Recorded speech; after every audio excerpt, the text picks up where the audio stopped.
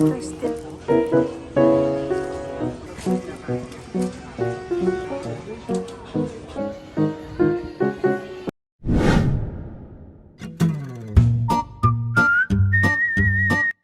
Hi guys, good morning. So nandito tayo ngayon sa Shinsaibashi sa may Don Quixote, isang store na famous sa Japan. Dahil napakalaking store na to. Sa baba, maraming mga turista dahil bumibili ng mga pasalubong. So ako naman nandito sa taas dahil hindi naman ito talagang thrift store or ukay-ukay store. Ito naman talaga mga bago, sari-sari ang mga items nila dito. At may pre-love naman sila kaya dito tayo sa area na pre-love dahil ito ang isi-share ko sa inyo. So samahan nyo ako hanggang dulo guys. So, ito na nga. Nakita nyo guys, ang ganda at wala pa siyang ka-watermark. So, tiningnan ko sa loob, napakalinis. Ang ganda ng Louis Vuitton na to guys.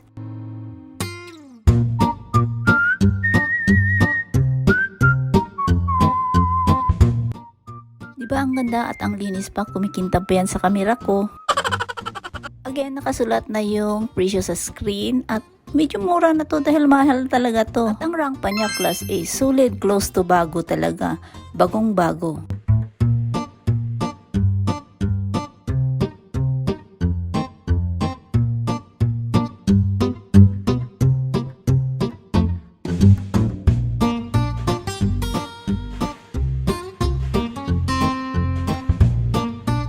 At ito naman ang rank B. Tama lang din ang laki niya. Kaso nga lang yung ano niya, yung hawakan medyo parang magasbang. Pero wala siyang watermark guys. At yung katawan niya maganda naman.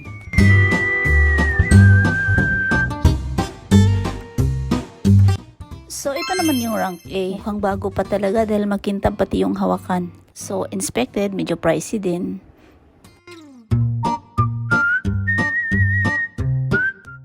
At ito naman yung rank B din, isa siyang travel bag. Malaki talaga siya guys, pang hand carry travel bag.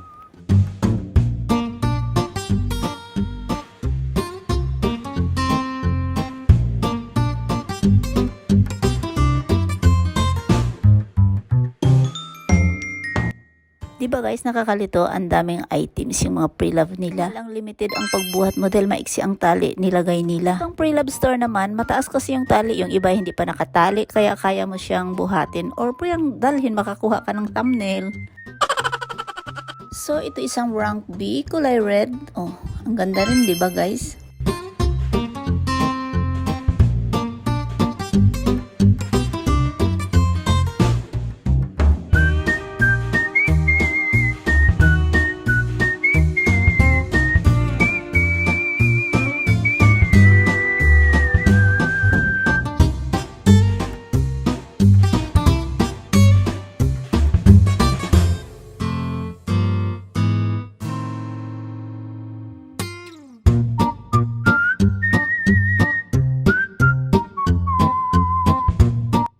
So, umuulan talaga ng Louis Vuitton ngayon dito guys sa Don Quixote. Pera lang ang wala. At tingnan nyo naman guys, ang kaganda pa ng mga kondisyon nila. Yung mga quality talaga kumikintab sa ano. Dahil hindi siya laspag na laspag. At mukhang mga bago pa talaga yung iba. Ito class A din. Oh, ang ganda. Kasi rank A nga. Close to bagong bago pa. O yan. Tingnan mo naman. Pareho-pareho pa yung mga style ha. Parang may store na nagsara tapos nagiging rank A. Yung parang ganun ba? Kasi mga pare-pareho talaga ang mga style dito. Oh. Bultuhan. Hindi ko sure guys.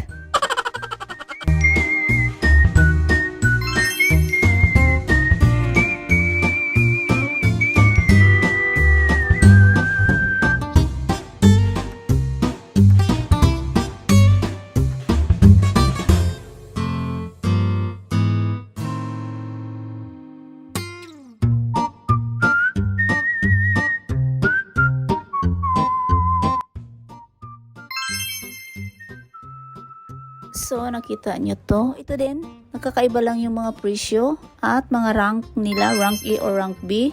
Nakalagay na sa screen yung presyo.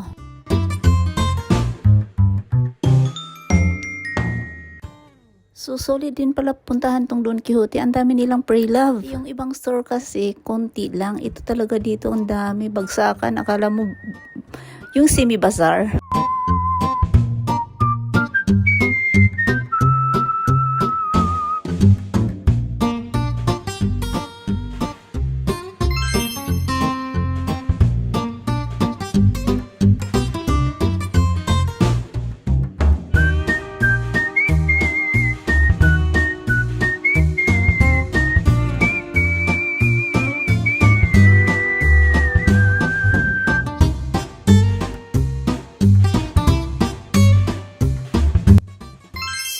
ito naman isa rin siyang rank A pero parang vintage na to guys. Ang tagal na tong style ng ganito no. Sulit daw, ang ganda pa rin. Hindi pa siya gamit na gamit. At rank A din. So ito ang mas type ko. Mga ganitong style ang ganda at tama lang din yung laki. Ito guys, ito. Mukhang bago pa din.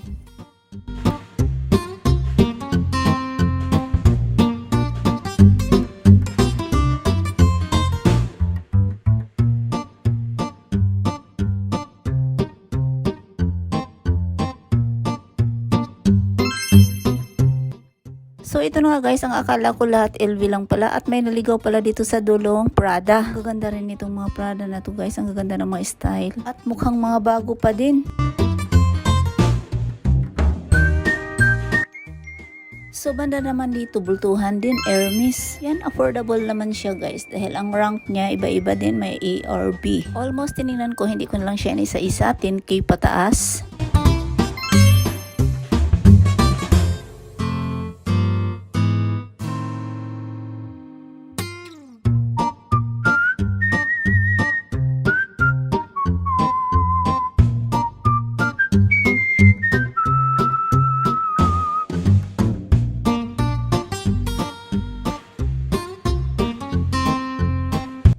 Ayan, ang dami at sulit, magaganda pa naman.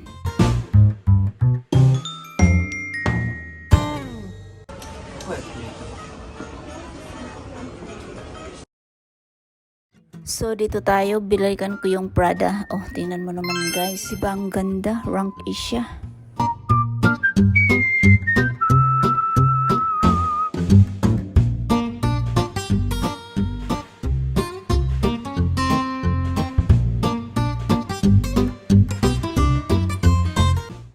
Ito ang bet ko, isa siyang leather. Sulit, wala siyang gastos at napakamura pa. Fairness, tama lang din yung laki, pati yung kulay ang ganda rin.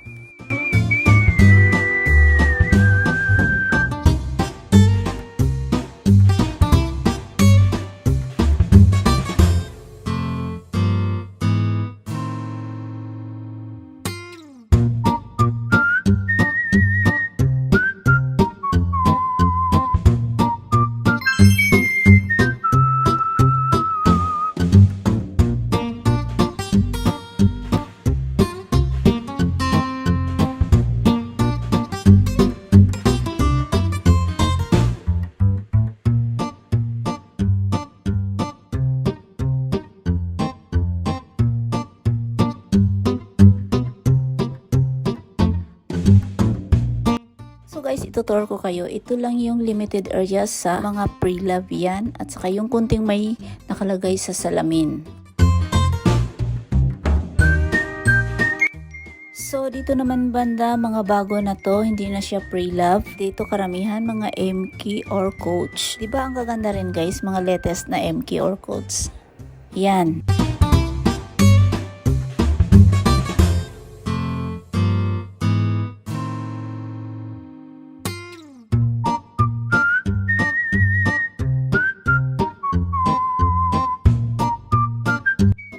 Sa may mga salamin na to, may nakalagay na use doon sa taas. Dito yung ukay-ukay nila, yung pre-love. Ipakita ko lang sa inyo dahil nahihilo na rin ako sa presyo.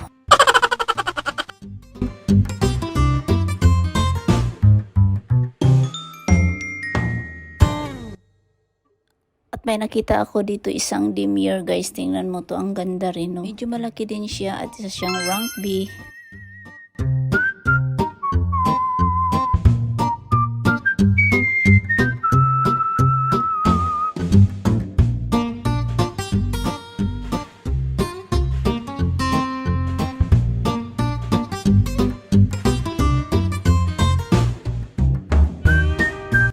Dito muna tayo sa video na to at salamat sa walang sawang suporta hanggang dulo, hindi nyo ako iniwan. God bless and see you on my next video.